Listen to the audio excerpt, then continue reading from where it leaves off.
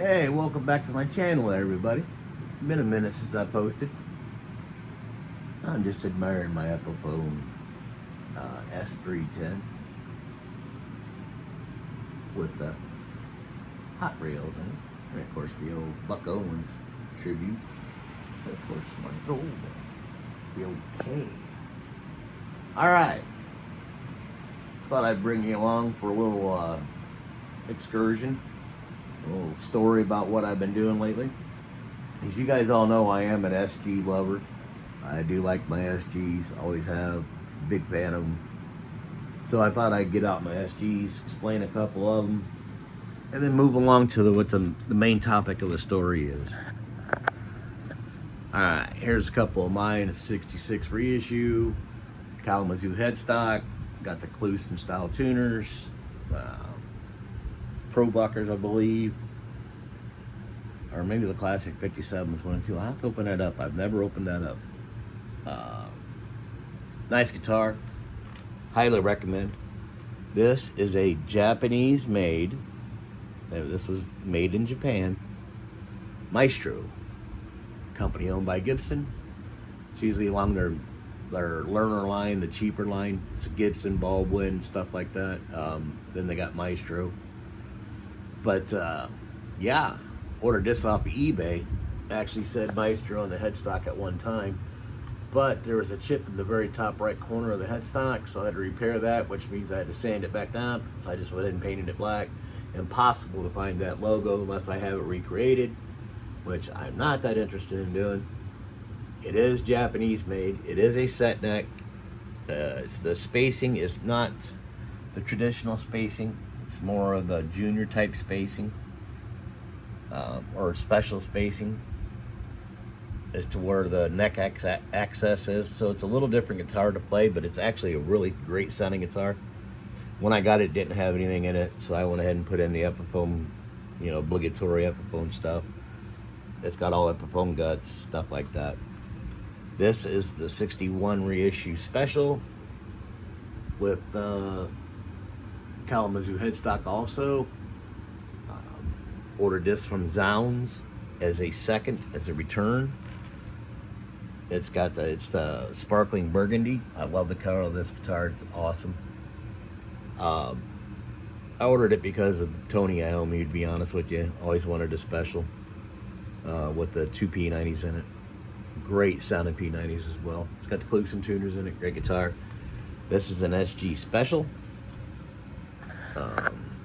It does have the kill pod in it. It's still in it. I don't ever use it, but it's there. It's bolt-on neck. It does have locking tuners in it. I did install Geiger locking tuners. They're a Clusen style. I put all the gold hardware on it. I put the gold pickups in it. Those are Epiphone pickups. I think they're just Pro Buckers. Moving along to the Epiphone Junior. Now, some of the more observant people will say, well, Epiphone never made one with the body style like that, with the pick guard and all that stuff. It's kind of a strange one. Well, that's because the body is not Epiphone, but it is Gibson. It has another Maestro body on it. I bought this one locally off of our Facebook thing, whatever you want to call it, Facebook Marketplace. Paid $60 for it. Had the Maestro neck on it. The neck had a natural finish on it, which is okay. I don't mind a natural finish, but it was like a baseball bat. It had a huge neck on it. I don't know how they called it, the beginner's guitar. You got me. But I went ahead and swapped it out for an extra Epiphone neck I had laying around, bolt on. Fit perfect. Color matched great. The black to the black for two different brands. They must be using the same paint.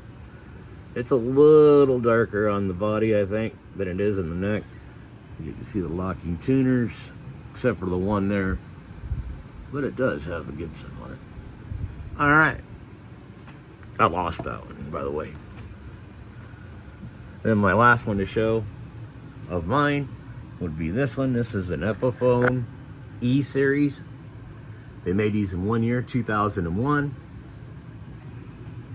Got a special dove headstock with a special logo on it. When I got this one had been through the ringer. Somebody had taken it, had sanded all the paint off of it, and they tried to relic it and whatnot. Now it's been refinished and it's been used now for almost, oh goodness, maybe 6 years now. So I've got 6 years of wear on a refinish, and it's a guitar that I play regular. So, and I also know that it's not, you know, a fancy Gibson or something. So I don't clean it up that much. I just pull it out and play it. It holds tune great. All right, everybody's probably been wondering, why are you doing and showing me all these SGs? Well, there's a method to my madness. I'm a bingo caller down at the lodge, the Moose Lodge here in Plymouth, Indiana, Lodge 741. And on Thursday nights, I call bingo. Well, there's a gentleman down there who happened to come in. He's a older gentleman. He's 81. Him and his sister and her daughter come in and play. Really nice family, great people. And I got to know him a little bit. We would talk week after week, and then he happened to mention that he was a former musician, used to play professionally down in Miami. He didn't even know that I was into guitars. He happened to see me wearing a guitar shirt one night, and it kind of sparked up the conversation. Well, I told him that I indeed do like guitars, and I do play a little bit. I'm not that good, but I do play. And he informed me of his vintage collection that he has. He has some vintage guitars. And he went about explaining that back in 1961, he ordered a new Les Paul. And he told me the story about how he wanted a, by the way, this is a big part of the story, he is left-handed. He wanted an offset, like a Jazz Master or something like that. Like the surf guys were using. He wanted to get into the surf music. Well, he went to his local music store, local mom and pop shop, and they told him that that at that time Fender wasn't making left-handed. But he could indeed order a left-handed guitar, but it would be from Gibson. And Gibson at that time, this is in their company's time frame, they were moving out of making the traditional Les Paul single cut, and they were moving into the new Les Paul, which would be the double cut, which we all know now is the SG. Well, he went ahead and sent in a special order, and they built him a left-handed 1961 Les Paul Special. That's the 3 pickup, gold hardware, all the nice stuff. He did not want the vibrola on it, which was the tremolo, which they were known for. So, at this time, I would like to introduce you to, quite possibly, one of the only left-handed 1961 SGs known to exist that have the Bigsby.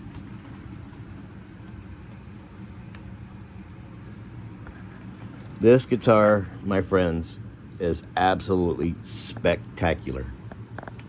Everything you see, every nut, every bolt, every switch tip, everything except for the strings is original.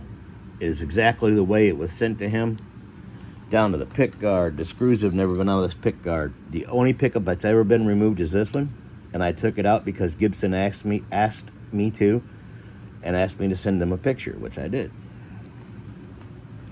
As you can see, it's got the Les Paul custom logo on it there, in script. Moving up the neck, it's got the real pearl inlays, mother of pearl inlays. These are not your, cheap Chinese wannabe stuff. This is the real stuff. They are not popping, they are not loose. They are set in there well. As you can see, all the way up to the nut. The nut is not in the best of shape. That's just going to be honest. It's an older guitar. You know what I'm saying? It's got 60 years on it or so 65 years, let's say. It has had one refret. It did come with the fretless wonders, which are the really short frets. Not quite sure why they did that, to be honest with you, because they're horrible. But I'm so used to playing jumbos that it doesn't matter to me. I don't play it, Rick does. Matter of fact, Rick gives me lessons with this. The gentleman's name is Rick. He's 81 years old. He's the original owner. He still owns it, still plays it. After took a 30-year hiatus sitting in his storage, which it was stored well. It wasn't dehydrated. It does not feel dehydrated in the least bit or oversaturated. Nothing's too rusty. It was well kept. He did have to do a repair on it at one point. As you can see right here. And if we flip it over, you can actually see where that crack starts and worked its way around over to here. Now, it didn't affect the tuner, didn't get into that, but it did crack this part. What happened was he was playing it behind his head, and there was a ceiling fan and on the stage, which he promptly cracked the guitar into, which then chipped this part off. It did not affect the neck in any way, shape, or form. This has never been fixed or repaired. There are no repairs anywhere, and there are no structural cracks in it. There are none. This is all checking. This is all natural finish cracking. There are no structural cracks anywhere on the guitar. You check the neck pocket. I mean, it is just as good as the day it came. This guitar is a wonderful instrument. Completely original. The checking on it is just, it's exactly what you'd want. I have had to back off. I did take that off at one point. Gibson asked me to do that, which I sent them a picture. Anybody interested in any more info on this guitar, just feel free to leave a comment, and I have more pictures that'll show you in depth of, maybe if I can insert them in the video, I will. I'm not that great at editing, but I will try. I'll show you the electronics, all that stuff. I have been in contact with Gibson at this point, and several other places also. We have had cash offers for it. Rick is looking to sell it. I'm helping him broker it. He's not that what you would call computer savvy anymore as far as today, so I'm helping him along. I'd gladly do it. It's going to be for the inheritance for his family, so he wants to move it along, but he would like to see it being in a museum setting. From my understanding, there was possibly 5 of these made in 1961, 5 left-handeds. And out of those 5 left-handed, I would believe this one would be the only one with a Bigsby, factory Bigsby. From my understanding, from what Rick was telling me, this is the original prototype that they used to go forward in making left-handed Bigsby for guitars. They used this right here was the original prototype. They took it all the design came from this one right here. That's his understanding. That's my understanding from what the story he told me. So if any of my viewers would see this, or if anybody even cares, if you know somebody in the vintage guitar world, and especially knowledgeable about Gibson, I would love for somebody like Trogley, somebody like that, to get a hold of me. Gruen Guitars, Chicago Music Exchange, Norm's Music Exchange, or just any of them, you know, anything from Nashville. Gibson themselves, if they want to recontact me. I believe this is a one-of-a-kind museum piece. This should actually belong in Gibson's vault or a museum to be shown. I believe Paul McCartney may have played one, or I'm not sure how that works. I think that might be the actual Les Paul version, the single cut, so I'm not sure. But anyways, here she is, boys, in all her glory. I'll keep this video down to about 15 minutes. I love to have it set next to these, but she is not mine. She is here. And by the way, like I said, this guitar works 100%. He uses it to give me lessons every week. I get a lesson from this guitar. So I feel pretty blessed by that. It's a beautiful sounding instrument. It's just beautiful. Absolutely beautiful. All right, everybody. Hope you guys have a great week. Whatever. May everything be blessed for you and your loved ones and whoever else in your world that means something to you. And keep on rocking, y'all.